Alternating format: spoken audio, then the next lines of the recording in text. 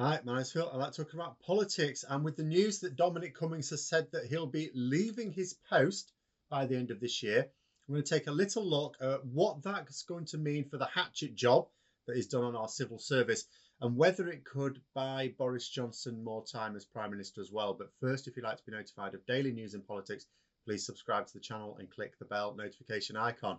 So, after the resignation of Dominic Cummings' key ally, Lee Cain, yesterday, the whole pack of cards seems to have come tumbling down.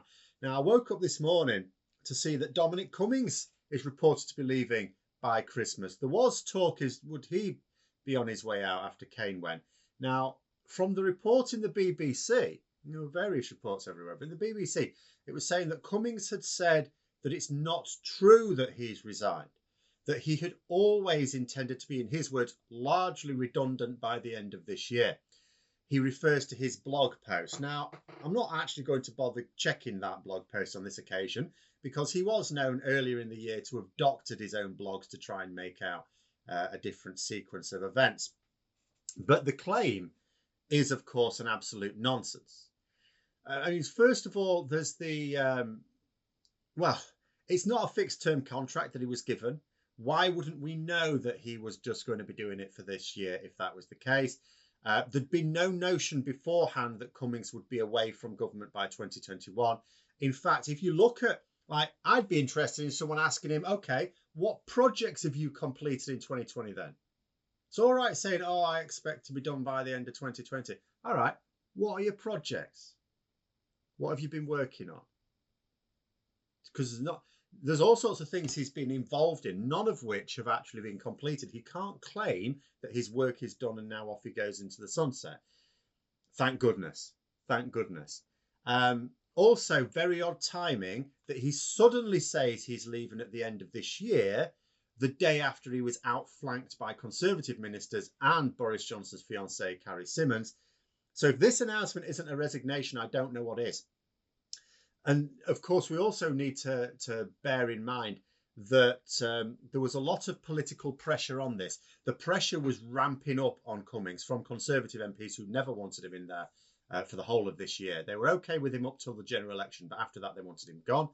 And it would be odd if they were ramping up their pressure if he was going next month anyway. Why would they do that? That makes no sense.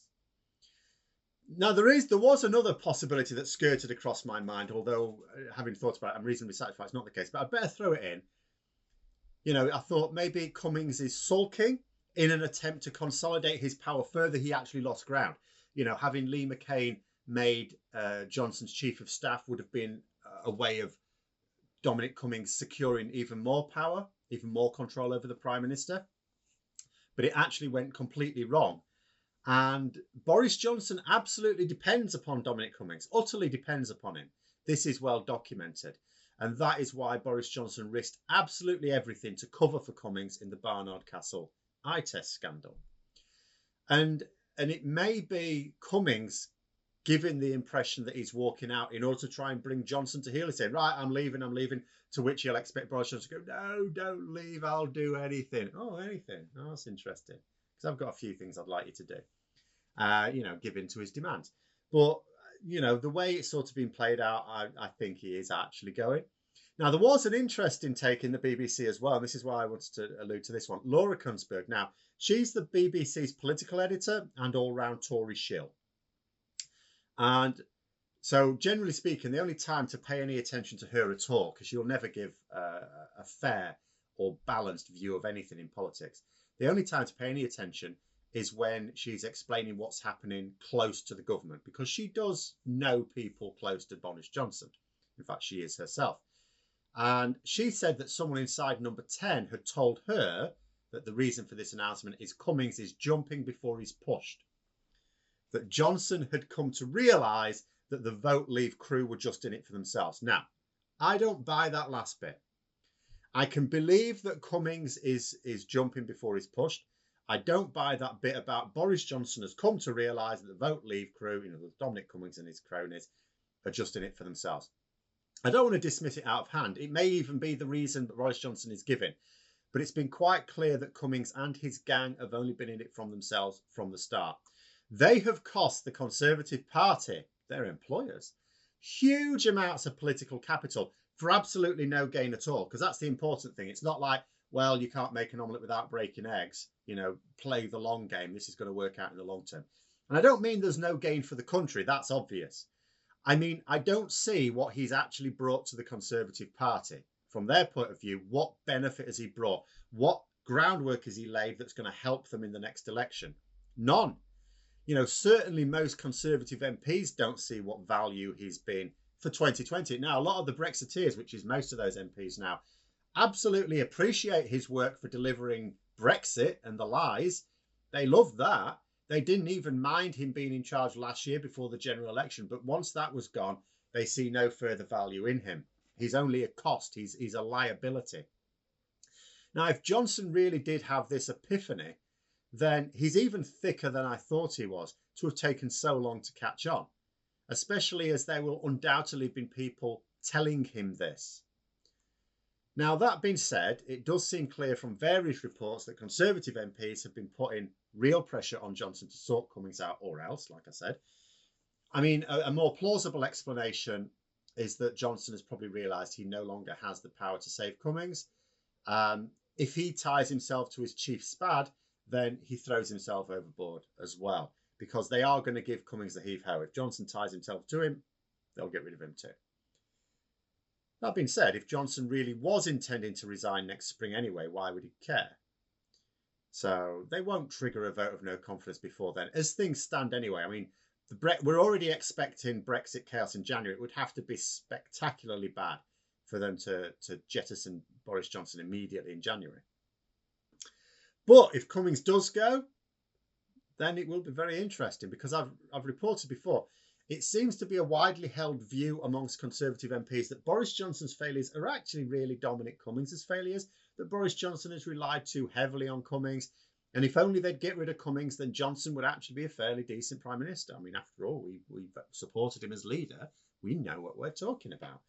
And which is, of course, absolute rubbish, because, well, but the point is that having Cummings go next month and then having a few months of Boris Johnson, supposedly in charge at any rate, the first few months of Brexit, might actually dispel that notion once and for all. Stop letting Johnson use Cummings as an excuse.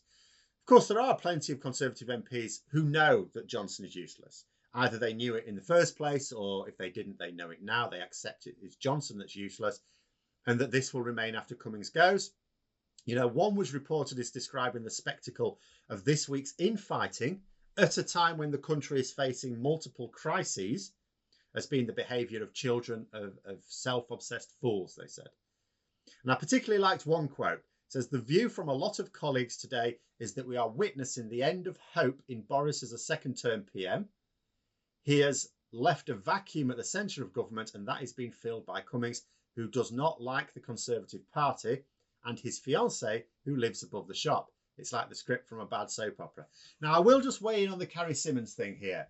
And I am going to say, and I've seen this view supported by others as well, it's certainly my view. I don't actually, I have an issue with Dominic Cummings. There's nothing wrong with him being an advisor, but it is for the Prime Minister to decide which advice to take and which not. The fact is that Boris Johnson has slavishly done whatever Cummings has advised, which means there's no material difference between that and Dominic Cummings just telling Boris Johnson what to do, that Dominic Cummings is actually in charge. However, Carrie Symonds is Johnson's fiancée. I would say there'd be something really badly wrong with the relationship if Johnson did not listen to the advice of his fiancée. I mean, who wouldn't listen to the advice of their partner? Again, it's still for Boris Johnson to decide what he wants to act on. But yeah, I certainly wouldn't have a pop at her in this regard or in any regard, even if I disagree with her advice, because it seems ridiculous to me to be saying that Boris Johnson should not be listening to his fiancée because she has no official role. She's his partner. But anyway, internal party politicking aside, there will be inevitably benefits for all of us in Cummings' departure. Dominic Cummings was attempting to control all government activity from his office. You know, this would be far too much for a genuine genius. And Cummings is only a lazy Tory's idea of a genius. You know, if you clear out Cummings and his cronies and his weirdos, and there'll be no reason for the Prime Minister not to get in people who know what they're doing. You know, he tied himself to Dominic Cummings as a result of the vote leave. If he has to get someone in based on competence, then there's no reason not to get someone who is competent and can, you know, start to repair some of the damage. We obviously won't get back to competent government overnight, or indeed during this Parliament, as I can see it. It takes time to rebuild the damage done to the levers of power, and it always takes longer to build than to destroy. You know, we may see less public money being wasted on Dominic Cummings' friends and family, because quite a lot of it has gone that way. But Conservative ministers have also been rewarding their own, so I don't think we'll see a let up in the number of corrupt contracts altogether. Dominic Cummings drove wedges everywhere. You know, he had government fighting with the civil service, with their own backbenchers. He even had Number 10 fighting with the rest of government, with his own cabinet. Ultimately, these groups had just had enough. You know, sick of the division, and the constant U-turns. And I suppose they were also quite tired of looking at the polls that used to give them quite a bit of joy. But the greater benefit to the nation, not so much the Conservatives, is in the middle of a COVID crisis and with the self-inflicted Brexit crisis hurtling straight towards us, not having such a divisive egomaniac as Cummings in charge of things means that there is just a chance that the government might actually focus on the actual problems and apply genuine solutions instead of just spinning their endless failures into successes. Of course, to do that, they're not only going to have to get good officials back in place and good advisors back in place, ones who advise and not order, but you can't hope to get back up to full strength with airheads like Raab and Patel in senior positions in government either. So it's not impossible that come the new year, Johnson will have a clear out of his own cabinet, especially if he genuinely wants to try and save something of his legacy. But I suppose those who watch him with open eyes will know that it can't possibly last, because even if he gets incompetent ministers, if there's even enough to choose from in the current parliamentary party, you know, having Cummings crawling away, assuming that that is indeed what happens, it might buy Johnson some time. There are those MPs who are going, look, we're perfectly happy to give Johnson another chance. If only he'd get rid of Cummings, they may do that. But it's only going to be a matter of time before he shows that actually, do you know what? It made no difference, Cummings or not. Johnson is just useless. He's lazy. He doesn't understand things. And he doesn't try and understand things. And therefore, when you've got I would say governing at any time is complex. At this particular time, it's extremely complex, and he is not the person for that job. You know, the reason why Johnson's government has been such a catastrophe is not just because Dominic Cummings thinks he's cleverer than he is, but because Johnson is fundamentally incapable of leading. But those are my thoughts. Let me know yours in the comments below. I hope you found the video interesting. If you did, don't forget to click the like button. If you'd like to support the channel further, please also click the Patreon link for details. And until next time, I'll see you later.